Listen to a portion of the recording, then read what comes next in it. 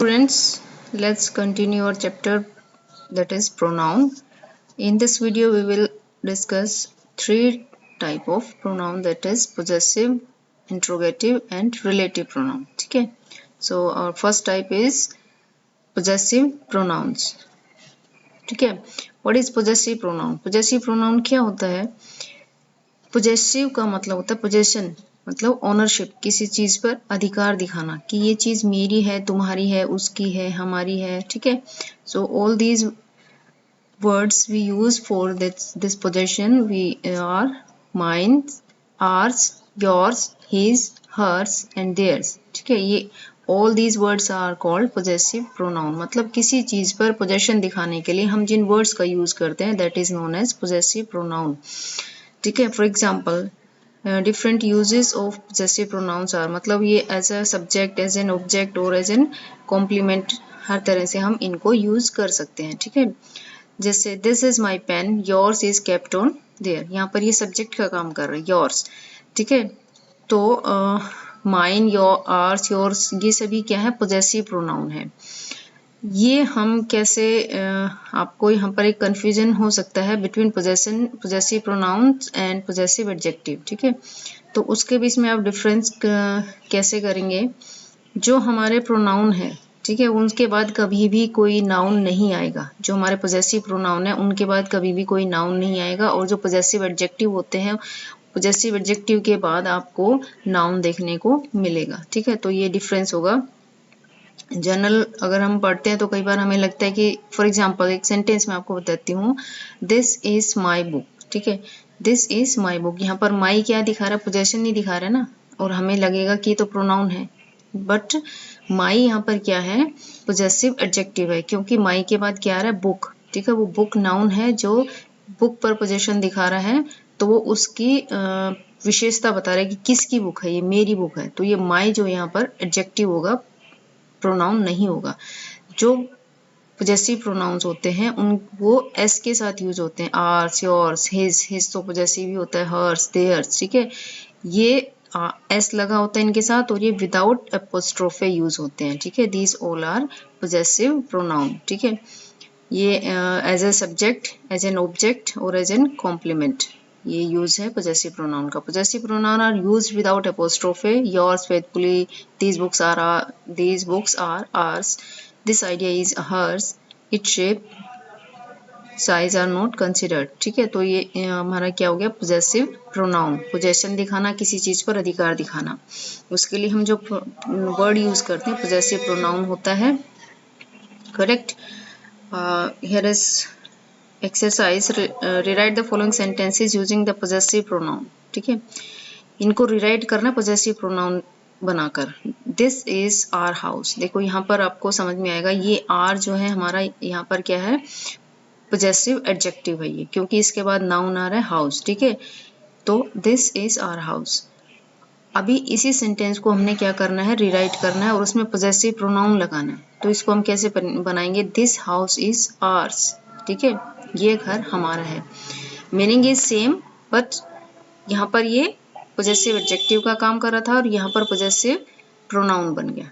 ठीक है, जो पोजेसिव प्रोनाउन होता है जैसे आर्स, ये पोजेसिव प्रोनाउन के अंदर हमारा पोजेसिव एडजेक्टिव प्लस नाउन दोनों होते हैं. आर्स का मतलब हमारा, हमारा क्या? घर, हमारा घर, आर हाउस. ठीक है, तो ये हमारा हो गया पोजेसिव प्रोनाउन आर्स.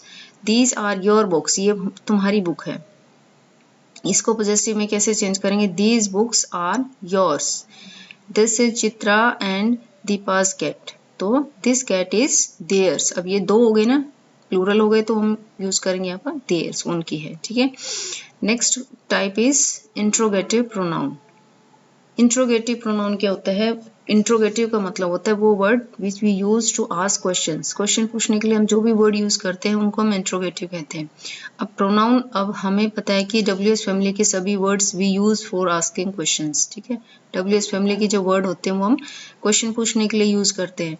बट यहाँ पर आपको एक चीज नोटिस करनी है, WH फैमिली के तो बहुत सारे वर्ड्स होते हैं, but all words are not interrogative pronouns. कुछ वर्ड ही होते हैं WH फैमिली के जो हम एज ए प्रोनाउन यूज करते हैं. फॉर एग्जाम्पल हु, हुज, हुम, व्हाट एंड विच, ये 5 वर्ड्स ही होते हैं जिनको हम एज ए प्रोनाउन यूज करते हैं.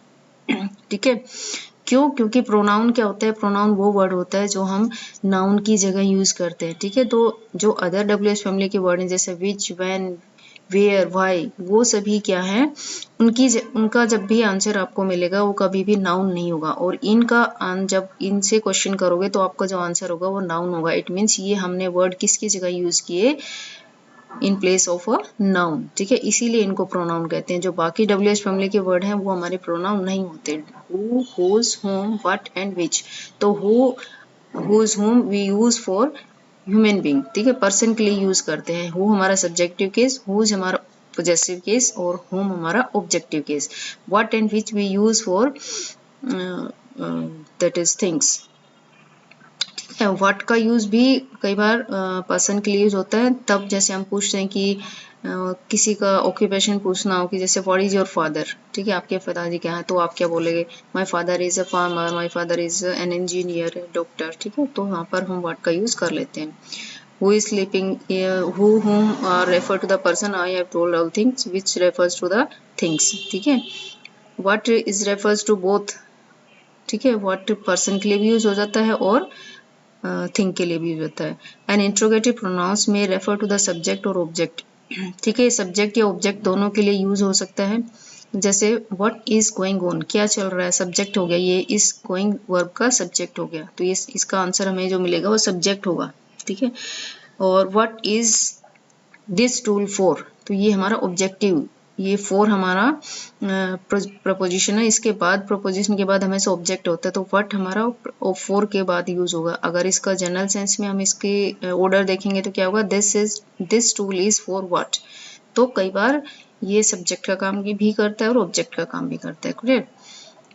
और next one is relative pronoun. Relative pronoun क्या होता है, रिलेटिव का मतलब रिलेट करना। वो प्रोनाउन वर्ड जो रिलेट करते हैं नाउन को उसकी अदर सेंटेंस के अदर पार्ट के साथ। ठीक है, रिलेट करता है। The words who, whom, which, whose, what, that and of which are called relative pronouns. ये सभी रिलेटिव प्रोनाउन होते हैं। मतलब रिलेटिव का मतलब वो रिलेट करते हैं। एक सेंटेंस में दो क्लोज होंगे तो उस क्लोज को ठीक जोड़ने के लिए हमें कुछ ना कुछ बीच में एक वर्ड चाहिए होता है। ठीक है, तो उसके लिए हम यूज करते हैं रिलेटिव प्रोनाउन। इनको रिलेटिव प्रोनाउन जो हमारे होते हैं एक सेंटेंस में एक टाइम पे दो काम कर रहे होते हैं। एक तो रिलेशन प्रोनाउन का काम कर रहा होता है, दूसरा दो क्लोजेस को जोड़ने का मतलब कंजंक्शन का भी काम कर रहा होता है। तो इस रिलेटिव प्रोनाउन को पार्ट ऑफ स्पीच में हम प्रोकंज के नाम से भी जानते हैं। देखो, the word who, whom, which, who, ये सभी हमारे रिलेटिव प्रोनाउन है। ठीक है, फॉर एग्जाम्पल से समझते हैं। India is a country whose natives love farming. ठीक है, इंडिया इज ए कंट्री एक क्लोज हो गया, नेटिव्स लव फार्मिंग दूसरी क्लोज। इन दोनों क्लोज को जोड़ने के लिए हमने लगाया हुज। ठीक है, ये हुज यहाँ पर कंजंक्शन का काम भी कर गया ना, ये हमें दो क्लोजेस को इसने जोड़ दिया और यहाँ पर ये प्रोनाउन का भी काम कर रहा है। प्रोनाउन किसके लिए यूज हुआ, India is a country whose natives, ये नेटिव के लिए यूज हुआ, जिसके नेटिव। ठीक है, लव फार्मिंग। ठीक है, तो ये हमारा नाउन की जगह यूज हो गया और इसने दो क्लोजेस को जोड़ दिया, तो ये रिलेटिव प्रोनाउन हो गया। In this sentence, the two clauses India is a country and its natives depends farming are related by the pronoun whose. The relative pronoun who and whom are used to talk about people, person. ये हम person के लिए use करते हैं who और whom, ये पहले बता चुके हैं। For example, the students who work hard always stand first. तो हु रेफर किसको करा, स्टूडेंट को। ये हु हमने किसके लगाया के लिए लगाया, यहाँ पर स्टूडेंट के लिए। द स्टूडेंट्स हु, वो स्टूडेंट जो वर्क हार्ड करते हैं हमेशा फर्स्ट आते हैं। ठीक है, तो ये स्टूडेंट, द स्टूडेंट के लिए हमने हु का यूज किया, ये रिलेटिव प्रोनाउन हो गया हमारा। ठीक है, रिलेट कर रहा है ना इन दोनों को, स्टूडेंट सब्जेक्ट को और बाकी other part of the sentence को रिलेट कर रहा है। तो ये रिलेट करने के लिए हमने इसको लगाया, तो इसको रिलेटिव प्रोनाउन कहते हैं। ठीक है, क्योंकि ये पर्सन है तो इसके लिए हमने हु का यूज किया। She is the lady whom I talked earlier. ठीक है, रेफर्स टू द लेडी, किसके लिए लगाया हमने ये whom, लेडी के लिए। ठीक है, तो ये हमारा रिलेटिव प्रोनाउन हो गया। द रिलेटिव प्रोनाउन विच और of which and what refer to the animal of thing without life. ठीक है, ये मतलब नॉन लिविंग थिंग के लिए यूज करते हैं। The bull which I, animal के लिए भी यूज होता है। The bull which I bought last year has died away. what he stated was true. What meant the thing which is he stated. तो यहाँ पर what जो word है ये यहाँ पर क्वेश्चन नहीं है, ये कह रहा है कि वो थिंग जो उसने स्टार्ट की थी, ही स्टार्टेड वाज ट्रू, वो सच थी, वो थिंग क्या नहीं है इसका मतलब यहाँ पर उस चीज के लिए हमने थिंग के लिए यूज किया, ठीक है। तो ये हमारा रिलेटिव प्रोनाउन है। The relative pronoun that we use for the person, animal, thing, सबके लिए यूज होता है दैट, ठीक है। अब हम विच भी यूज होता है इन दोनों के लिए, दैट भी यूज होता है। तो हम कहाँ पे दैट लगाएंगे और कहाँ पे विच लगाएंगे, यहाँ पर एक छोटा सा पॉइंट है, you have to notice. The criminal that attacked, हम यहाँ पे द क्रिमिनल दैट लगाया, अटैक्ट वो भी लगा सकते थे, लेकिन हमने दैट क्यों लगाया, क्योंकि जो हमारा नाउन है यहाँ पर क्रिमिनल, उसके आगे दा लगा है, इसका मतलब जो हमारा नाउन है वो डेफिनेट नाउन है। डेफिनेट नाउन के लिए हम दैट का यूज करते हैं, ठीक है। जब डेफिनेट मतलब जब हमारे नाउन के साथ दा का यूज होता है तो डेफिनेट हो जाता है द आर्टिकल का, तो वहां पर हम दैट का यूज करते हैं, ठीक है। All this about pronoun, relative pronoun. I hope you all understand after watching this video. Next one is the relative pronoun who, whom, which, that may be referred as the object. इनको as a object भी use कर सकते हैं, और जब ये as an object use हो रहे हैं तो हम उनको कई बार इग्नोर भी कर लेते हैं। जरूरी नहीं होता कि as an object हम relative pronoun को यूज करें। देख लेते हैं एक बार। It that was the blind person who, whom, that I helped at the road, ठीक है। हमने यहाँ पर लगाया relative pronoun. That was the blind person, जिसको यहाँ पर एज एन ऑब्जेक्ट काम कर रहा है हमारा रिलेटिव प्रोनाउन। तो रिलेटिव प्रोनाउन जब एज एन ऑब्जेक्ट काम कर रहा है तो हम उसको इग्नोर भी कर सकते हैं, मतलब ना लगाएं तो भी सेंटेंस की सेंस चेंज नहीं होती। जैसे relative pronouns who, whom, which और what और that may be ignored if it is object of a verb। जैसे That was the lady, the blind lady I helped at the road, ठीक है। तो यहाँ पर हमने लेडी के लिए कोई भी रिलेटिव प्रोनाउन नहीं लगा, हमने अगली क्लोज एज इट इज लिख दी। क्यों? क्योंकि यहाँ पर जो हम प्रोनाउन यूज करते हैं वो एज एन ऑब्जेक्ट यूज होता है, और एज एन ऑब्जेक्ट हम उसको इग्नोर कर सकते हैं, जरूरी नहीं होता लगाना। Clear? Next one is if we talk about people, person, then we should use the form whom as an object if it comes after the preposition, ठीक है। प्रपोजिशन के बाद अगर हमें प्रोनाउन लगाना है तो हम उसका कौन सा केस लगाते हैं, whom, ऑब्जेक्टिव केस लगाते हैं। Preposition to, whom, with whom, ठीक है। Next one more thing is here, agreement of relative pronoun and its antecedent, ठीक है। ये एक आपके लिए नया वर्ड है, antecedent. What is antecedent? Antecedent क्या होता है? एंटीसीडेंट हम उस नाउन को बोलते हैं जिसकी जगह हम रिलेटिव प्रोनाउन यूज करते हैं, मतलब जिस नाउन की जगह हमने रिलेटिव प्रोनाउन यूज किया उस रिलेटिव प्रोनाउन का नाउन उसका एंटीसीडेंट होता है। देखो for example, the boy who was naughty was punished, तो यहाँ पर हमारा रिलेटिव प्रोनाउन क्या है, हु, ठीक है।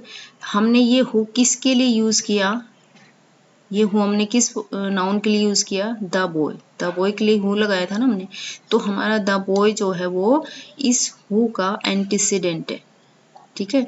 मतलब जिस प्रोनाउन की को यूज कर रहे हैं हम, जिस नाउन की जगह, वो नाउन उस प्रोनाउन का एंटीसीडेंट कहलाता है, ठीक है। When the relative pronoun is used for a noun और pronoun then it is called antecedent. It should be of the same number and person as its antecedent, ठीक है। बॉय है तो हमने हु लगाया, यहाँ पर हम यहाँ पर विच या नहीं लगाते, ठीक है, क्योंकि ये पर्सन है तो पर्सन के लिए हम हु का यूज करते हैं। जो एंटीसीडेंट वही होता है जो पर्सन या नंबर नाउन का होता है। क्लियर?